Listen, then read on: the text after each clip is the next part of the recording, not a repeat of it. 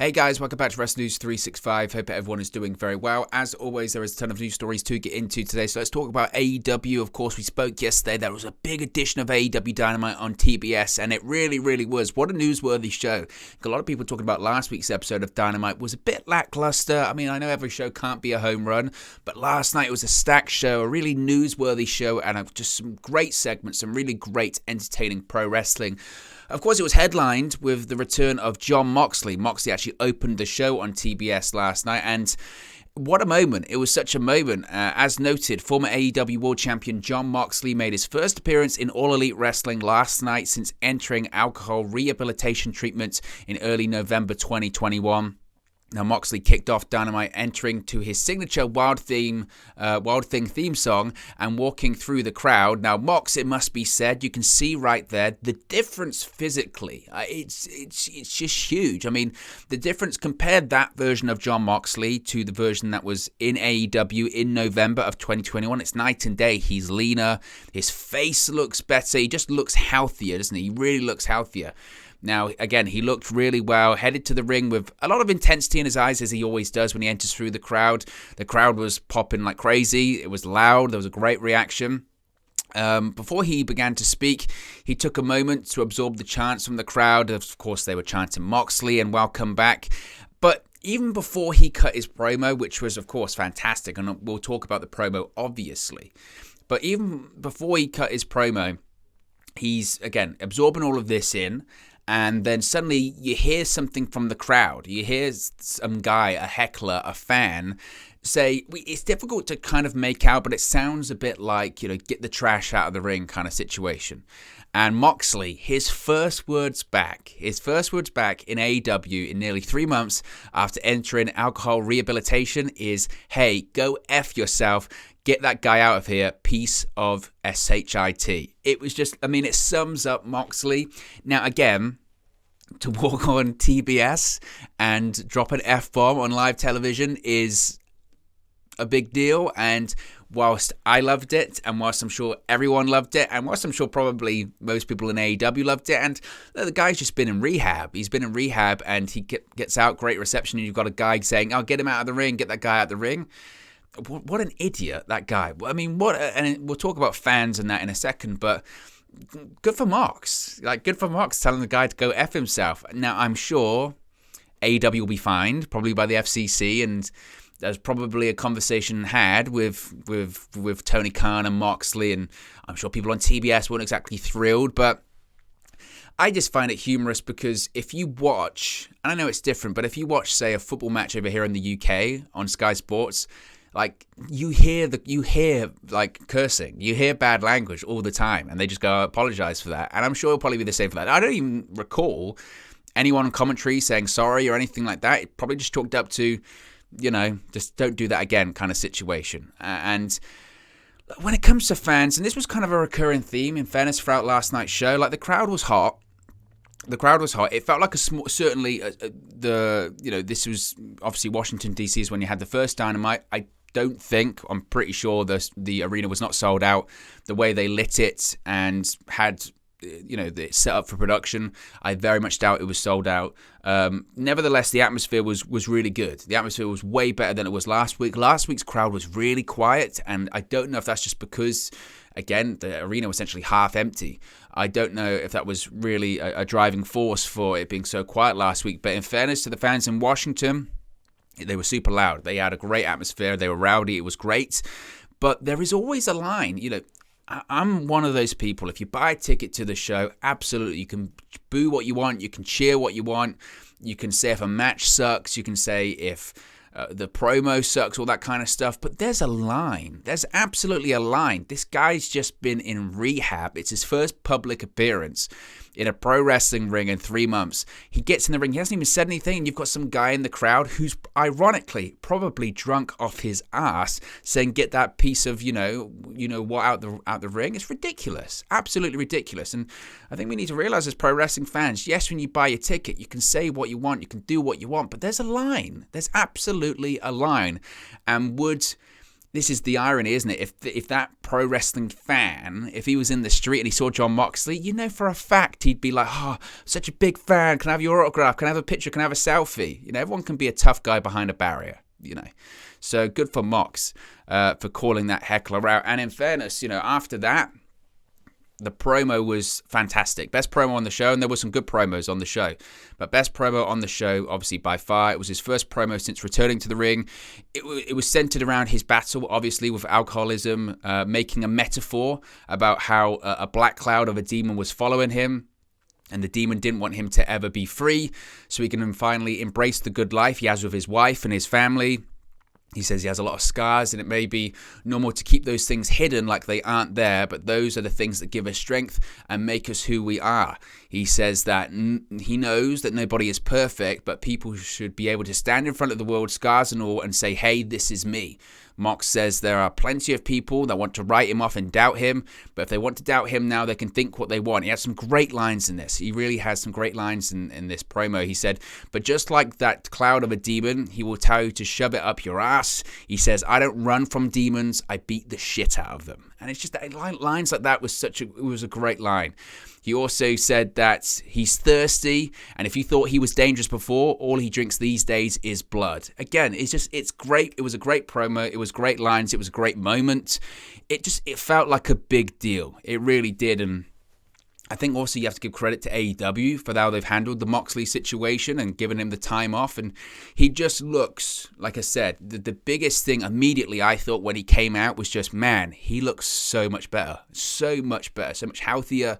Again, lost the weight, a little bit of weight that he was carrying. Again, his face looks better. He just, in general, just looked way healthier, way better. And I think we're going to see a better version of Jon Moxley because of it. I mean, I thought as well, when he's walking through the crowd, I mean, you're 3 months away for alcohol rehabilitation. You're walking through a crowd that's got alcohol in it. That can't be easy. That really can't be easy. But he managed it like a champ, and the promo was great. And we're going to see now, hopefully, a real, true, great version of Jon Moxley. And people sometimes sleep on the star he is. He's a big star. He's a really big star. So I'm excited for what they've got for him next. I mean, we know when he's going to make his in-ring return. We'll touch on that later on in the video. But it's exciting, and it was a moment. You know, Dynamite, since its inception in 2019, has had moments.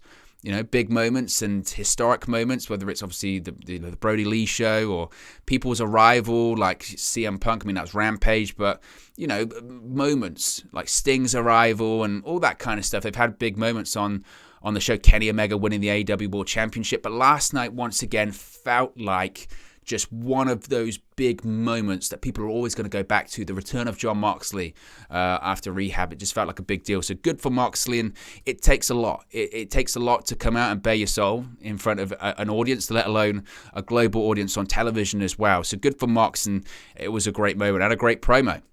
Speaking of promos last night, Cody Rhodes also made his return to AEW, where he's been away because he's been isolating with the COVID stuff, all that kind of stuff.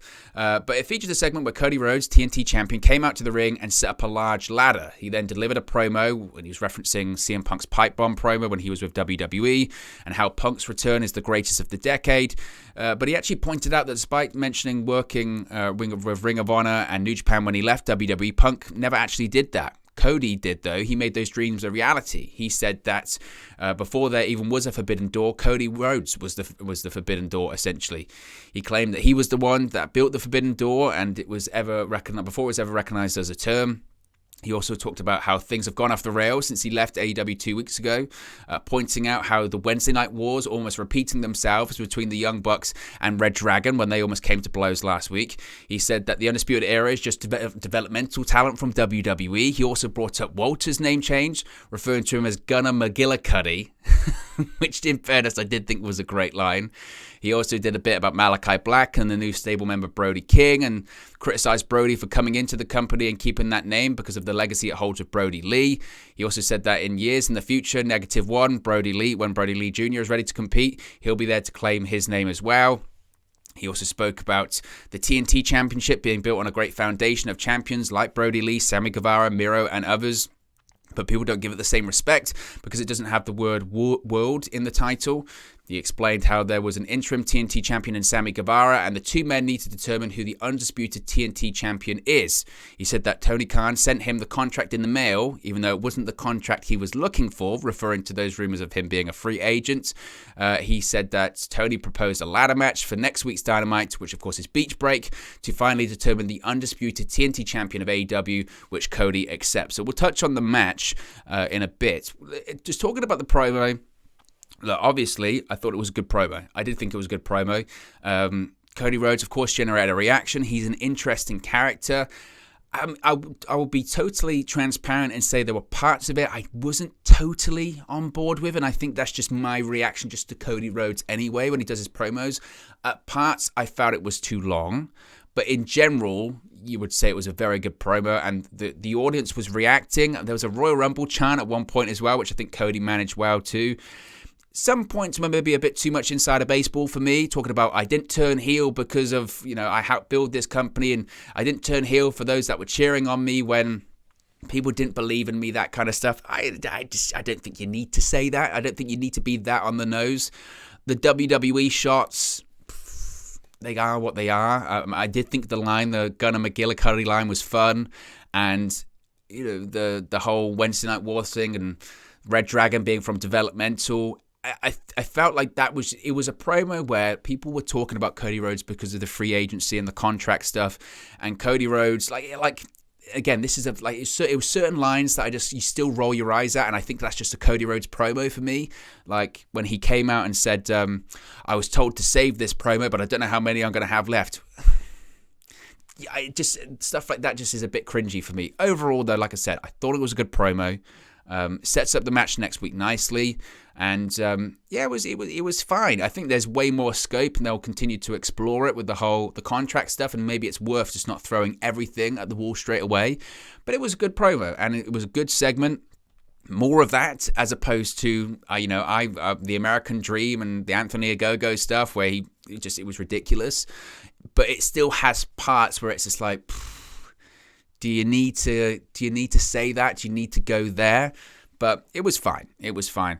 The main event of Dynamite last night was Sting and Darby Allin versus The Acclaimed. Now, before we actually get into the match, again, there was another reference to WWE on the show, referencing the gory and self-mutilation that WWE referenced to AEW with the match on Rampage on the New Year's Eve Smash edition of the show.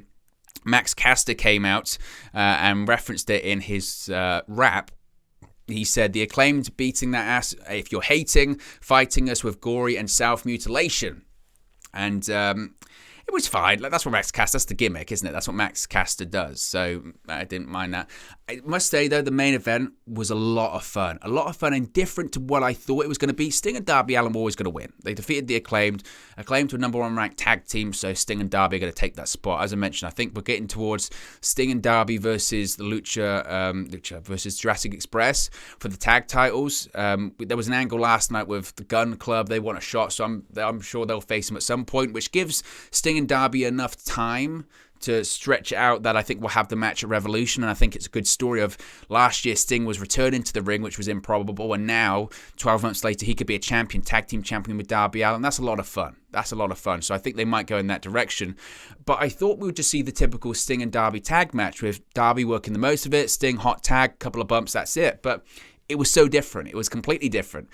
Darby, before the match, was taken out by the Acclaimed. They throw him into the ring post with the chair wrapped around his neck, so he's injured. So Sting essentially works a handicap match, in the ring, taking proper bumps for, not long, 5-10 minutes, but it was still, and it was good.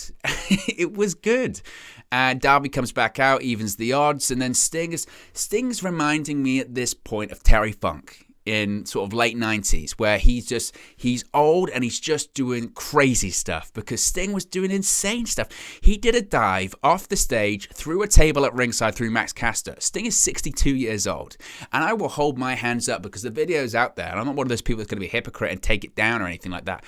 I was critical of Sting wrestling again. I thought the guy's in his 60s, which even if he wasn't injured, that's insane that he's wrestling still, because you never know what can happen, let alone with his injury history, let alone with his his neck, and the last time he was in the ring in WWE, he was nearly paralyzed and couldn't walk with Seth Rollins. I mean, I just thought it's ridiculous. But I was so wrong, so wrong, because the matches he's having is great. I don't want to see Sting have single matches. I think the only single match he probably has in AEW is probably against Darby Allin whenever they do that match. As of right now, the tag team works, and Sting, it works. It works, and credit to him, because it was such a great TV main event, and every time he steps in the ring now, it still feels special, and it's a moment. It really is a moment, and I loved it. I love the main event. Like I said, I think they're going to become tag champions probably in March, or whenever the Revolution is. I think it's the beginning of March, and I think that's the right call, because there's so much story to tell. And after the show as well, Sting and Darby were stuck in traffic, and what's funny is they're still completely in their gear, and they've got the face paint on. They're stuck in traffic and behind some fans, and they just get out of the car, start chanting at AEW, and I love that as well, because they're traveling together. So it's not just an inside the ring. Darby's learning everything from Sting, and it's just great. I mean, it's amazing, absolutely amazing. CM Punk praised Sting after the show as well. He said, quote, on Twitter, "Sting is amazing in multiple decades. Not easy to do, but you couldn't tell by watching him. Makes it look effortless. Sting is amazing." And I agree. I mean, this is the Sting that you hoped we would have seen in WWE, but it's amazing. It really is amazing, and credit to him. Speaking of CM Punk as well, he had the match against Shawn Spears last night. There's not a lot really to talk about in terms of the match, because Shawn Spears came out, CM Punk came out, CM Punk beat him in seconds. Honestly, in mere seconds. Hit the GTS. MJF was on commentary after the match. Sort of, there's a little bit where it looks like Punk's going to finally get his hands on MJF. MJF manages to sort of shed his skin and get away, which is how you see CM Punk wearing the Burberry scarf there. But look, some people were upset by this. I saw that Shawn Spears' fiance, the former Peyton Royce, was upset, saying that he deserved more. I disagree. I felt that the match between Spears and Punk was booked perfectly. I really did. I mean, if you watch the videos that I've done, I said that's how I'd book the match. I think that, to me, it's just not credible. It's just not credible that CM Punk should have any issue with Shawn Spears. And on top of that, CM Punk gave so much last week. He gave maybe too much to Wardlow, right? A lot of people said they didn't buy the finish, maybe because the execution wasn't great, but CM Punk was powerbombed, 8 times and through a table. And the criticism was, you know what, maybe he gave a little bit too much to Wardlow and he didn't need to. This week he needed to pull a bit back. He needed to get a bit back. He needed to build himself back up, and he needed to be a bit selfish, because if he really struggles, and I know it's pro wrestling, but if he really struggles with Shawn Spears, it's difficult to buy in that MJF would have this massive problem with Punk. And I know Punk's had the matches against certain people where maybe he's given a little bit too much, but this isn't the young up-and-comer in Shawn Spears. It's just not. And Shawn Spears is kind of just Shawn Spears. He's the same as he was in WWE. No disrespect, he's just not a top star. He's not that guy. He's a useful hand, but people have their spots on the roster. And whilst he might be disappointed he didn't get to work a match, him and Punk are very close friends, and I think the creative was spot on. I really do. And I'm not just saying that because that's what I pitched before the show. I think it's just the right thing, and I think it was the right thing for them to do. Speaking of Jon Moxley, as we touched on earlier, I mentioned that his in-ring return has been announced, but several matches have been announced for Friday's Rampage, which of course is going to be a live Rampage. One of the matches is going to be Jon Moxley making his return to in-ring action for the first time since October. He'll be competing against Ethan Page in a one-on-one match. As with every match in AEW, it was set up with a pre-tape promo on Dynamite. As I mentioned, Moxley made his return to AEW on Dynamite. We also see several other matches, though, that have been announced for the show. We're going to see a TBS Championship match when Jade Cargill defends her championship for the first time against Anna Jay, which of course Jade Cargill is going to win, but that's a big match. I find it funny, the TBS Championship being defended on TNT, but I guess that they're just the titles at this point.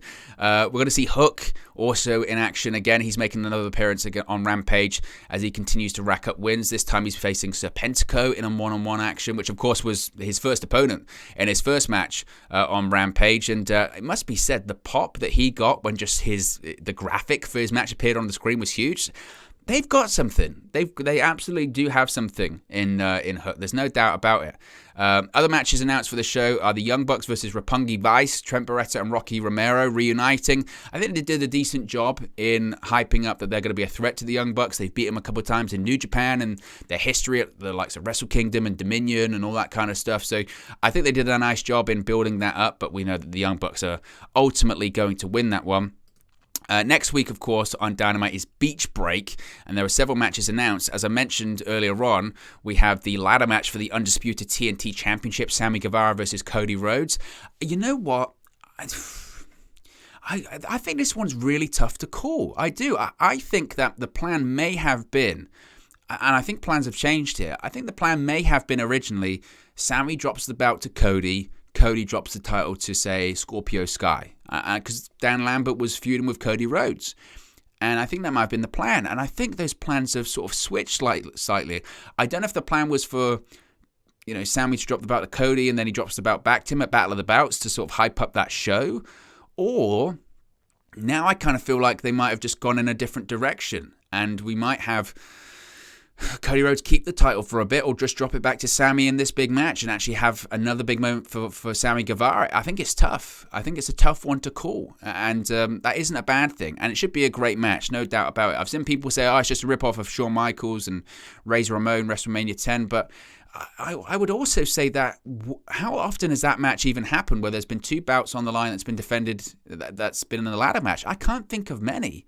I'm sure it has been done by a couple of people, but not often for two bouts that two have a legitimate claim to. So I don't mind that at all.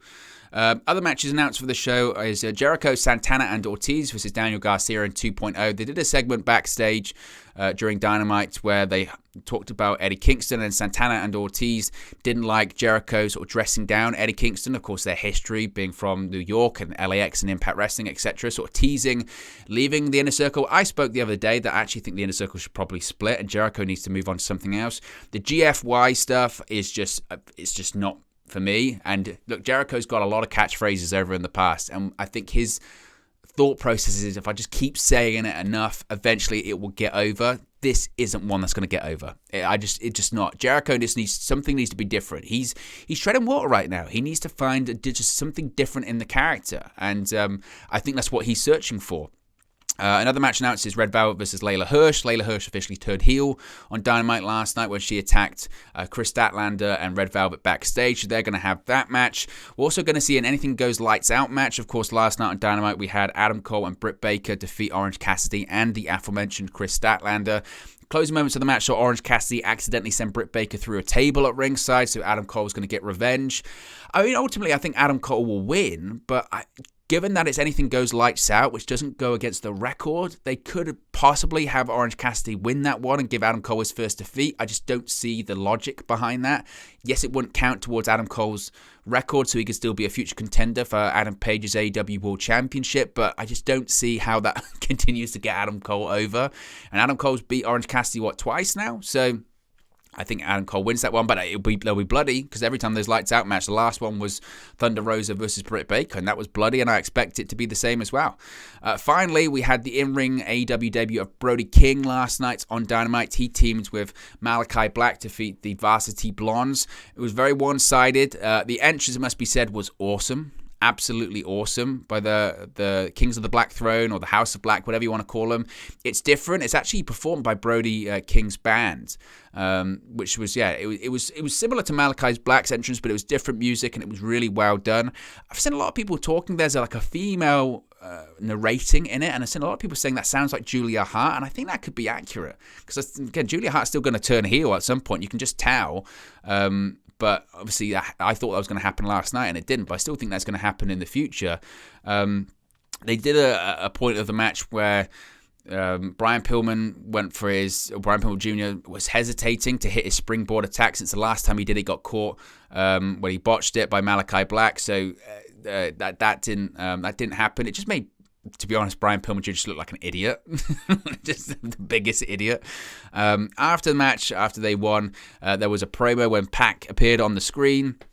And in fairness to AEW, they shot it really well. They had this sort of promo that was appearing on the Titantron or on the screen with Pac, and they cut it to split screen. So it had half of it was Pac delivering his promo and half it was Malachi Black's reaction. I thought the production was great with that. So that ended, and basically Pac was calling out to Malachi Black and the whole Daredevil stuff. We took the bandage off and now he's no longer blinded. I would still hope that, I mean, the feud itself, Malachi Black versus Pac, sign me up. That's going to be awesome. I just like the idea of Pac being involved in that House of Black faction. It's growing, and I think there's a lot more they can do with that. I like the idea of the House of Black faction being Malachi Black, Brody King, Pac, Julia Hart. I think there's way more scope to explore with it, and I hope they do. I certainly hope they do. But anyway, guys, as always, smash a like on the like button. Be sure to subscribe, bottom right-hand corner, and I'll speak to you again very, very soon. Hey guys, thank you for watching, listening, streaming, or however you come across this video today. Be sure to click on the video on the right there to watch our next video, or click the bottom there to subscribe, or the bottom right-hand corner. Thank you very much, and I'll speak to you again very soon.